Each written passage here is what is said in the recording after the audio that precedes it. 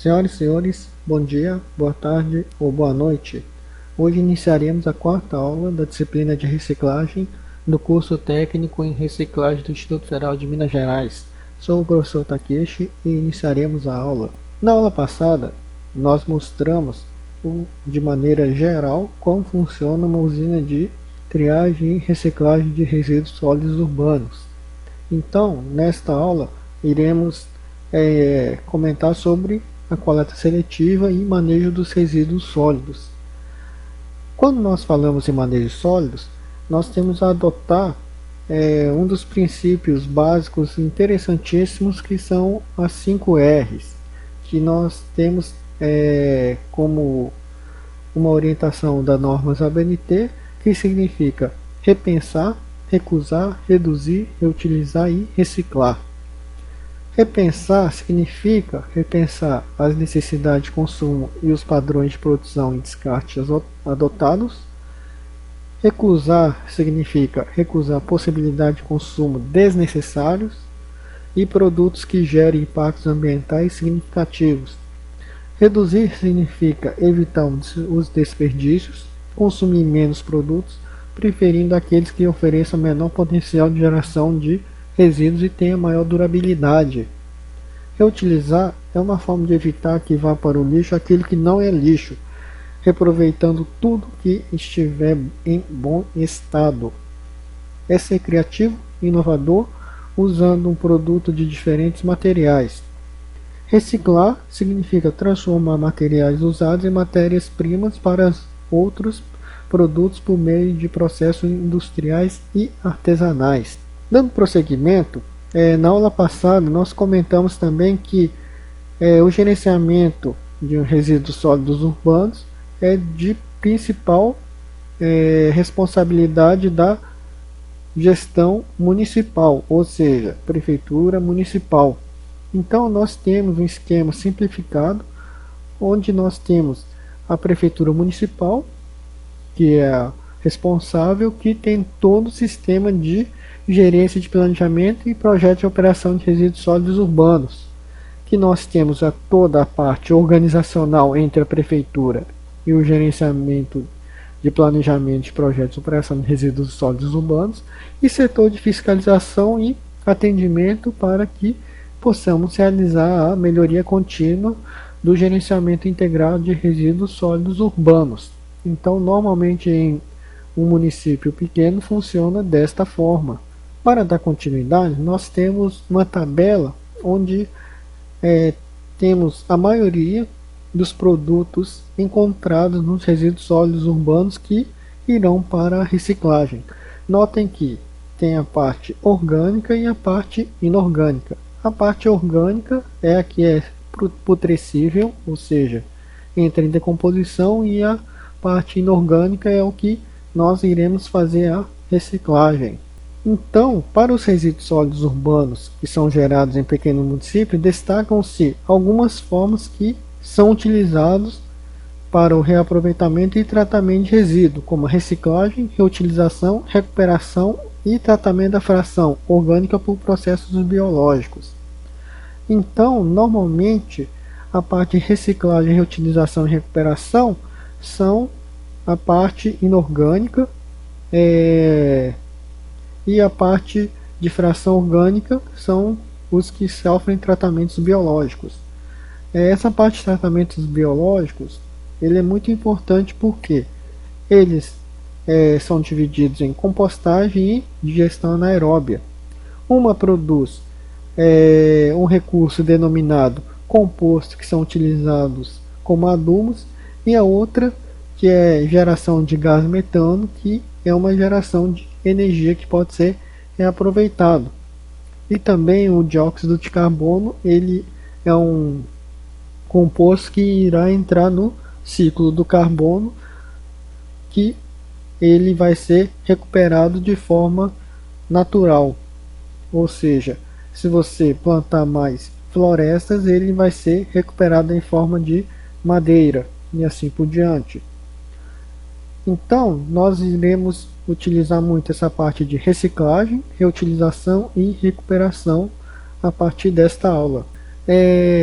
Existe uma grande vantagem da coleta seletiva que ele vai fazer a diminuição da exploração dos recursos naturais renováveis e não renováveis, economia de energia, melhoria da limpeza da cidade e da qualidade de vida da população, aumento da conscientização ambiental, aumento da vida útil dos aterros sanitários, que é uma questão muito grave, diminuição da poluição do solo, da água e do ar, diminuição da proliferação de doenças e da contaminação dos alimentos, diminuição de custo de produção das indústrias, diminuição dos gastos com limpeza urbana, melhoria da qualidade dos compostos produzidos a partir da matéria orgânica, inclusão social com geração de trabalho e renda para as famílias carentes, fortalecimento das organizações comunitárias. Então, tirando esses dois últimos itens, nós vimos que, além das vantagens ambientais, nós temos uma vantagem que é social, que vai fazer o que? Uma geração de trabalho e renda e vai fazer com que haja um fortalecimento das organizações de coleta seletiva da sua cidade. Então, a coleta seletiva de resíduos sólidos pressupõe a separação dos materiais recicláveis ainda na fonte produtora, ou seja, nos domicílios, nas fábricas e nos estabelecimentos comerciais e nos escritórios e em outros estabelecimentos. Então, para que ocorra a coleta seletiva, é importante que ela seja feita no sistema porta a porta, com auxílio de veículos automotores convencionais ou de pequenos veículos de tração manual ou animal, em ponto de entrega voluntária e assim por diante. Então, essa reciclagem consiste na inserção de material já utilizado para o seu fim inicial, exigindo, portanto, um alto grau de mobilização e conscientização para sua importância.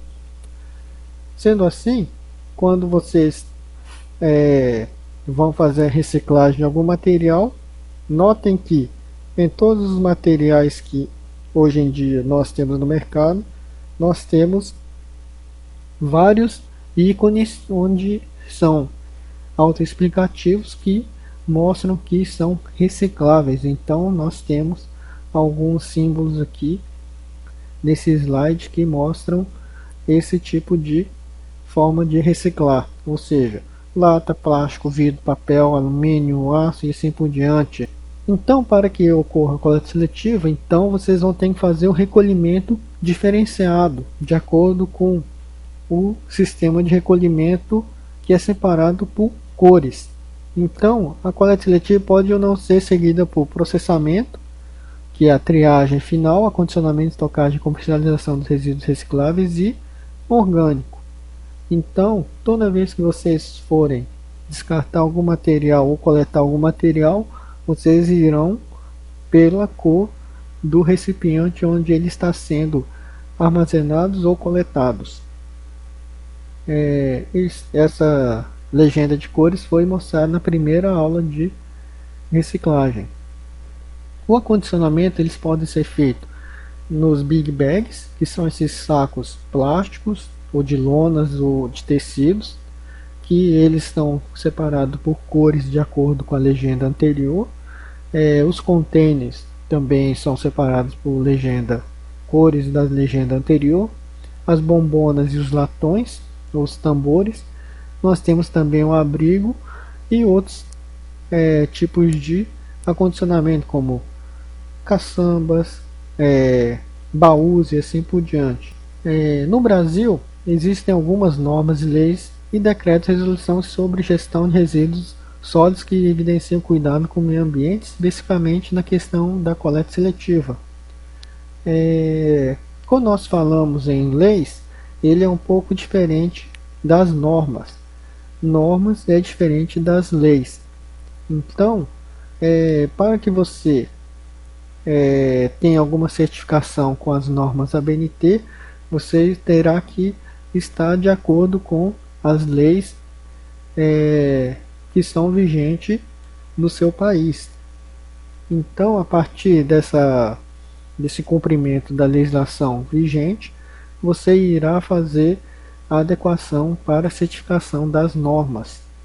Ou seja, nós temos a Lei 12.305, que institui a Política Nacional de Resíduos Sólidos, nós temos o decreto 7404/2010, que regulamenta a lei 2305, que ele fala sobre coleta seletiva e a participação dos catadores de materiais recicláveis e reutilizáveis. Então essa lei é bastante ampla, então